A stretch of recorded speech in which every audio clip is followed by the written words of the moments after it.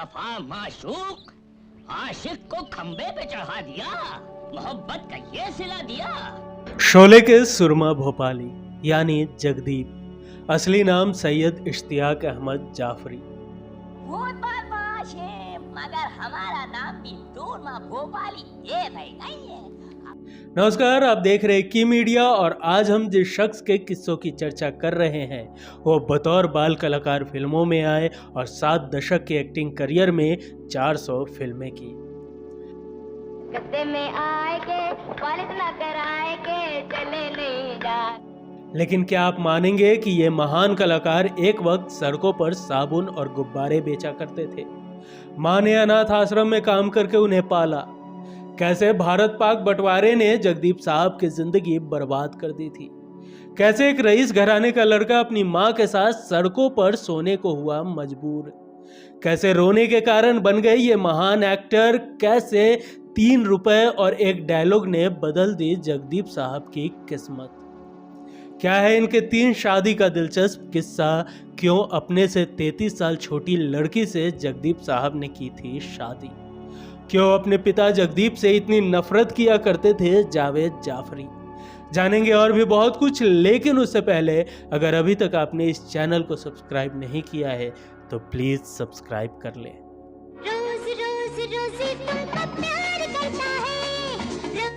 जगदीप का जन्म मध्य प्रदेश के दतिया में 29 मार्च 1939 को एक संपन्न परिवार में हुआ। जन्म के बाद उनकी परवरिश ठाट बाट से हुई थी, लेकिन ये खुशियां बस चंद दिनों की ही मेहमान थी, जिसके बाद उनके परिवार पर दुखों का पहाड़ टूट पड़ा। ये दौर था भारत पाकिस्तान विभाजन का। हिंदू मुस्लिमों के बीच दंगे हो रहे थे। विभाजन के भयानक अंजाम से जगदीप साहब का परिवार भी अछूता नहीं रहा। 1947 के इन्हीं दंगों में उनके पिता की मौत हो गई, जिसके बाद परिवार को तंगी का सामना करना पड़ा। काम की उम्मीद में जगदीप की मां उन्हें लेकर मुंबई आ गई। मुंबई जाने के बाद परिवार के गुजारे के लिए जगदीप की मां अनाथालय में काम करने लगी। वहां पर उनका काम खाना बनाने का होता था, जिस वजह से सुबह से शाम तक उन्हें वहां काम करना पड़ता। जगदीप को मां की ऐसी हालत देखकर बहुत बुरा लगता था। एक दिन उन्होंने देखा कि उनके हम उम्र के बच्चे गुब्बारे बेच रहे हैं और कुछ टीन के कारखानों में काम कर रहे हैं। ये देखकर उन्होंने ठान लिया कि वो भी इसी तरह कमाई करके अपनी माँ की मदद करेंगे। जब ये बात उन्होंने अपनी माँ को बताई कि उन्हें पढ़ाई नहीं करनी बल्कि काम में उनका हाथ बटाना है, तो उनकी माँ गुस्सा हो गई। हालांकि बहुत मनाने के बाद मान गई। इसके बाद जगदीप साहब एक टीन की फैक्ट्री में काम करने लगे। बाद में साबुन बेचने से लेकर पतंग बनाने तक का काम किया। इस दौरान एक होटल का मालिक उन्हें और उनके दोस्तों को सूखे पाव के साथ हरी मिर्च खाने के लिए दे दिया करता था। जगदीप साहब अपने दोस्तों के साथ मिलकर उस मिर्च को पीसकर सूखे पाव के साथ चाव से खा लेते थे। ये बात 50 के दशक की है। इन्हीं दिनों B.R. चोपड़ा फिल्म अफसाना बनाने की तैयारी कर रहे थे। फिल्म के सीन के लिए उन्हें कुछ बाल कलाकारों की जरूरत थी। जब फिल्म की कास्टिंग टीम एक दिन बच्चों की तलाश में निकली तो उसकी नज़र जगदीप पर पड़ी। टीम ने जगदीप से पूछा, क्या तुम फिल्मों में काम करोगे? जगदीप बोले, ये क्या होता है साहब? ये सवाल इसलिए था क्योंकि इससे पहले जगदीप ने फिल्में देखी ही नहीं थी। उन्होंने टीम से पूछा कि वो इस काम के बदले कितने पैसे देंगे। जवाब मिला 3 रुपए। इतना सुनते ही जगदीप ने फिल्म में काम करने के लिए हाँ कर दिया, क्योंकि दिन भर काम करने के बाद भी वो 1 से 1.5 रुपया भी नहीं कमा पा रहे थे। अगले दिन जगदीप माँ के साथ फिल्म स्टूडियो पहुंच गए। जिस सीन में उन्हें काम करना था उसमें बच्चों के चल रहे नाटक में बच्चों के साथ ही बैठकर ताली बजाना था। उस नाटक में एक बच्चे को उर्दू की एक लंबी लाइन बोलनी थी, लेकिन वो लड़का बार बार अटक जा रहा था। इसे देखकर जगदीप ने बगल में बैठे लड़के से पूछा, अगर ये मैं कर दूं तो इस काम के लिए कितने पैसे मिलेंगे? लड़के ने बताया कि बहुत पैसे मिलेंगे। पैसों की जरूरत की वजह से उन्होंने जाकर वो लाइन बोल दी। उर्दू अच्छी थी इसलिए उन्होंने एक टेक में पूरी लाइन बोल दी। इस काम के लिए उन्हें 6 रुपए मिले। इस रोल से जगदीप को पॉपुलैरिटी मिली, जिसके बाद उन्होंने लैला मजनू, फुटपाथ जैसी फिल्मों में बतौर बाल कलाकार काम किया। 1953 की फिल्म फुटपाथ में उन्होंने जगदीप नाम का किरदार निभाया था, जिसके बाद से उनका नाम सैयद इश्तियाक अहमद जाफरी से जगदीप हो गया। उनके जगदीप वाले रोल को दर्शकों ने बहुत पसंद किया। इस फिल्म में जगदीप का छोटा सा रोल था, उसमें भी इन्हें सिर्फ रोना ही था। नन्हे जगदीप ने रोने का वो सीन बहुत ही खूबसूरती से निभाया। खुद दिलीप कुमार भी जगदीप के कायल हो गए। उन्होंने जगदीप को 10 रुपए इनाम में भी दिए। जगदीप ने फिल्म धोबी डॉक्टर में किशोर कुमार के बचपन का रोल किया था। इस फिल्म में उन्हें रोने का सीन करना था। इस सीन में जगदीप की परफॉर्मेंस इतनी कमाल की थी कि डायरेक्टर विमल रॉय उनके काम के मुरीद हो गए। उन्होंने अपने सेक्रेटरी से कहा कि वो जगदीप को मिलने बुला ले। दोनों की मुलाकात हुई, जिसके बाद विमल रॉय ने उन्हें फिल्म 2 बीघा जमीन में एक रोल ऑफर किया। इसके बाद दोनों ने साथ में कुछ और फिल्में की। विमल रॉय की फिल्म 2 बीघा जमीन से जगदीप को सबसे ज्यादा पहचान मिली। इस फिल्म में उन्होंने बूट पॉलिश करने वाले लड़के का किरदार निभाया था। अगर आपने ये फिल्म देखी होगी तो ध्यान दिया होगा कि जगदीप का किरदार गाते हुए अपने डायलॉग बोल रहा है। यह आइडिया भी जगदीप का ही था। शूट के दौरान विमल रॉय को उनका यह सुझाव पसंद आया और उन्होंने इसे फिल्म में रख लिया। जगदीप ने मुन्ना, अब दिल्ली दूर नहीं है, हम पंछी एक डाल के जैसी फिल्म में बाल कलाकार के तौर पर काम किया था, जिसे दर्शकों ने बहुत पसंद किया। इन सभी फिल्मों को तत्कालीन प्रधानमंत्री पंडित जवाहरलाल नेहरू ने भी देखा था और फिल्म में काम कर चुके सभी चाइल्ड आर्टिस्ट को नाश्ते पर बुलाया। पंडित नेहरू ने बच्चों को नाश्ते के साथ गुलदस्ता भी दिया, लेकिन जब जगदीप का नंबर आया तो गुलदस्ते खत्म हो गए। इस पर प्रधानमंत्री ने उनसे कहा था, जगदीप, फिल्मों में तुम्हारी एक्टिंग शानदार थी, मुझे बहुत पसंद आई। फिलहाल तो गुलदस्ते खत्म हो गए हैं, लेकिन मैं चाहता हूं कि तुम मेरी छड़ी इस सम्मान के तौर पर रख लो। प्रधानमंत्री की दी हुई छड़ी को जगदीप ने ताउम्र संभाल कर रखा। एक बार डायरेक्टर के आसिफ ने जगदीप को फिल्म ऑफर की। फिल्म ऑफर की खबर सुनने के बाद कुछ लोगों ने उनसे कहा कि के आसिफ बहुत दिलदार आदमी है, फीस ज़्यादा ही मांगना। जगदीप ने उनसे मुलाकात की। उन्होंने पूछा कि फिल्म में काम करने के लिए कितनी फीस लेंगे। जगदीप ने जवाब दिया 2500 रुपये।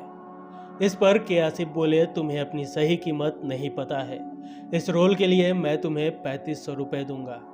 इसके बाद के आसिफ ने उन्हें 500 रुपये देकर भेज दिया और कहा, जब बाकी पैसों की जरूरत हो तो आकर मांग लेना।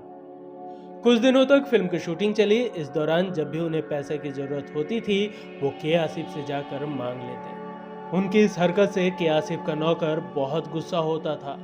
एक बार उसने जगदीप साहब को रोक कर कहा, तुम बार बार क्यों चले आते हो पैसे मांगने? क्या तुम्हें पता नहीं कि फिल्म की बाकी शूटिंग अब कभी नहीं होगी? किसी वजह से उसे रोक दिया गया है।